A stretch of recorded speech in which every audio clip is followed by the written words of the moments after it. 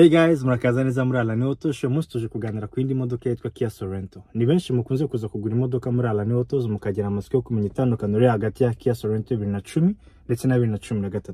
Hari na bamwe muza tukabereka 2013 mukabona ifite umubiri nko 2014. So kuri mwe mwana mufite ayo matsiko tugiye kubasobanurira impamvu ibyo bintu biba, tunabereke n'itandukaniro n'uburyo iyo myaka imodoka zagiye zikorwa n'itandukaniro zigiye zifite. Tubahaye ikaze muri Alani Autos. Alright guys, dutangiye tugiye guhera ku gice cyo hanze. Design muri kurebanga kuri Kia Sorento benshi mumaze kuzibona hanze. No kuvuga ngo twabaye introduced nayo guhera 2010. 2010 rero kubera rero generation ari sohotse, ubwo bivuze ngo generation kugira bayihindure y'imodoka design yo hanze bikunze gutwara hagati y'imyaka 3 n'5. So 2010 11, 12, 13 izi modoka zirasa ntabwo abasha kuzitandukanya, ahubwo ikintu cyagiye cyabamo bagiye bahinduramo nk'ama televiziyo yizinga bakagenda badjustinga amapine zambara, ariko ikimpinduka yagibamo cyane agibamo imbere ari byo tugiye kubassobanurira. Tugezemo indani mu modoka nk'ingi twicaye ni Kia Sorento 2013 ariko iri facelifted. Icyo twashaka kubasobanurira cyangwa itandukaniro rigeri hagati y'aya mamodoka 2010 na 2013 no kuvuga ngo hari technology igira yitwa UVO.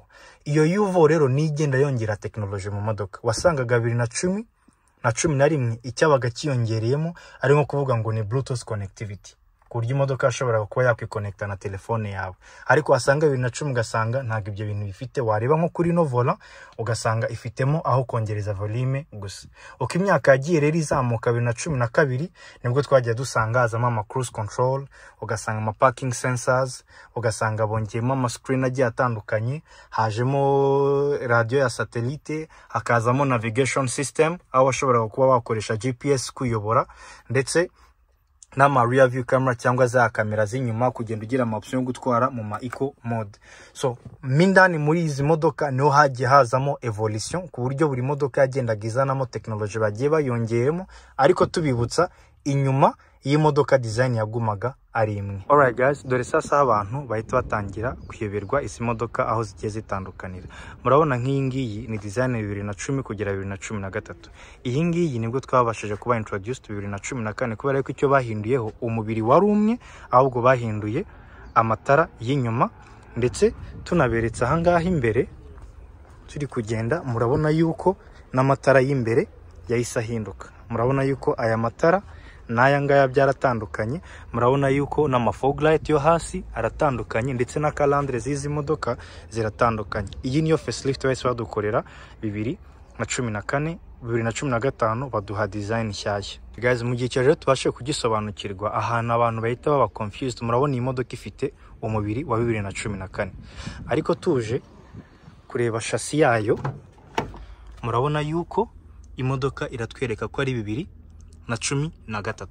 Ikintu kiba cyarabayeho ni iki rero, kugira ngo imodoka bazongerera agaciro, icyo bahita bakora bahita bafata ya parshoke y'imodoka bagahindura n'amatara, barangiza bagafata n'uru rugi rw'inyuma, kuko murabona aya matara iki gice kirambarana.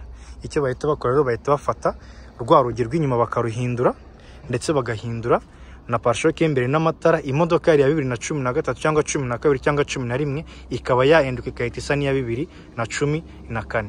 Niyo mpamvu abantu benshi rero mukunze kuba confused mukavuga ati ni gute mfite imodoka ya 2014 kandi ifite chassis ya 2012 urugero. So icyo kintu rero ikintu cya affecting aho ku ruhande no kuvuga ngo nk'iyi modoka iyo ugiye kuyigura ushobora gusanga ingi ihagaze $17,000, mu gihe iyi ngi idahinduye ushobora kwisanga kuri $14 n'igice cyangwa 15. So ibi bituma bya affecting prices, ariko mu by'ukuri wasanga ugasanga ikintu utwaye cyangwa imodoka utwaye ni imwe, ahubwo impinduka yabayemo no yuko baduhinduriye design yayo yo hanze, ukaba utwaye imodoka ifite umwaka wisumbuye kandi mu by'ukuri uwo mwaka atari uwayo.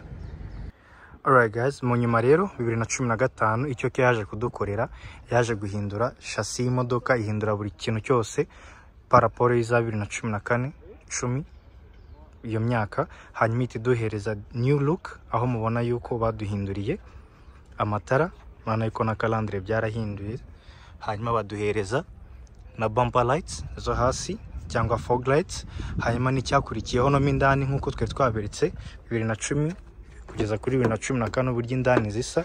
Murabona yuko iyi ngiyi hajemo new look, murabona yuko ama air vents cyangwa AC inyura, murabona yuko na screen yarahindutse na design ya climatizer irahinduka, no hasi bagenda baduhereza ama option agiye atandukanye.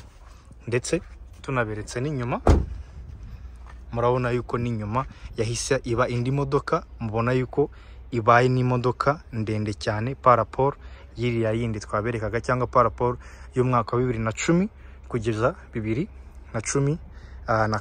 Alright guys, twizere ko abasha gusobanukirwa itandukaniro hagati ya Kia Sorento 2010 kugeza 2013, ndetse ukaba nabasha kuzitandukanya na 2014 n'icyo bagiye bahindura. Ukaba nabonye yuko impinduka zatangiye gukorwa 2015 ariko twabaye introduce design nshyashya y'iyi modoka. Twizere ko iyi video yagufashije kuri washaka kugura Kia Sorento. Tuguha ikaze muri Alani Autos, aho wadusanga hano muri Dubai Port, tukaba twaguha Sorento wifuza, ndetse nawe ufite imodoka iri hanze wifuza kugurisha cyangwa ukeneyemo abakiriya, ukaba waduhamagara tukaba twaguha amategeko n'amabwiriza tugendera kugira twe twagufasha kubona umukiriya w'imodoka yawe. Tubahaye ikaze muri Alani Autos.